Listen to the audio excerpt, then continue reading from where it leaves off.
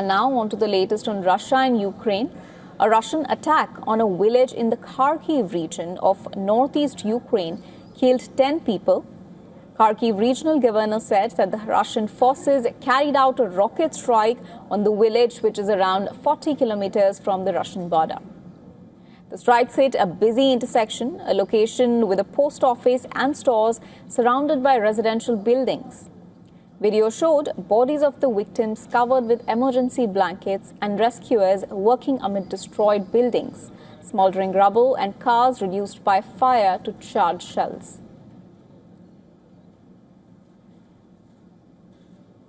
In a social media post, Ukrainian President Volodymyr Zelensky has promised a response for the attack. Amidst the drone attacks, Ukrainian Foreign Minister Andriy Sybiga and his Belgian counterpart, Maxime Prévost, were forced to hold talks in an underground shelter as an air alert blared out in Kyiv. Meanwhile, Ukrainian forces staged one of their biggest drone attacks on Russia, firing almost 800 drones just 2 days after launching a similar salvo, as one of the strikes killed one person and wounded 17 others.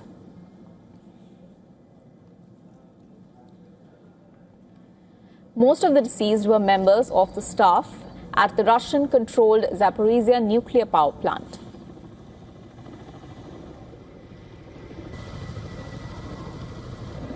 The warring countries are currently locked in an escalating duel of long-range aerial strikes as fighting on the roughly 1,250-kilometer front line in eastern and southern Ukraine is restricted by large numbers of drones and ground robots, threatening troop movements.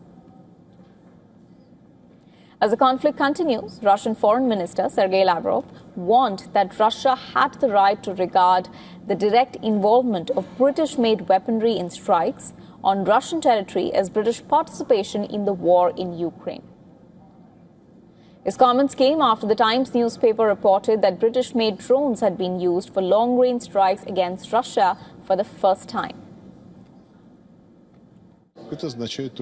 This means only one thing. The President, Vladimir Putin, warned about our right to act in any area of the ocean if someone encroaches on our interests and our property, ships. Similarly, we have the right to consider this proudly declared direct involvement of British missile forces in strikes against the Russian Federation as UK's direct involvement in the war with all the ensuing consequences. Following the warning from Moscow, UK Prime Minister Andy Burnham said that Britain will support Ukraine 100% against Russia and remain at its side in its hour of need. This is the UK doing what it has long said it would do, which is to support Ukraine 100% against this illegal war led by Vladimir Putin. We are providing support so that Ukraine can defend itself, and that's been the British position all the way through this conflict by previous Prime Ministers. It remains the case with me. We are not fair weather friends. We will be there in Ukraine's hour of need, and that won't change. So far, Britain's Ministry of Defence has not confirmed whether British drones had been used. Although, according to the Sunday Times, one of the companies involved is a subsidiary of defence giant BAE Systems. The UK has been one of Ukraine's strongest backers, committing around $33 billion in support, including over $16 million in military aid.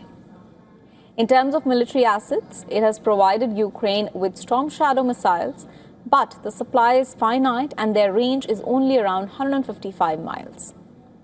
In April, the UK announced the biggest ever drone package for Ukraine, delivering at least 120,000 drones for Ukraine this year. This includes long-range strike drones, intelligence and reconnaissance drones.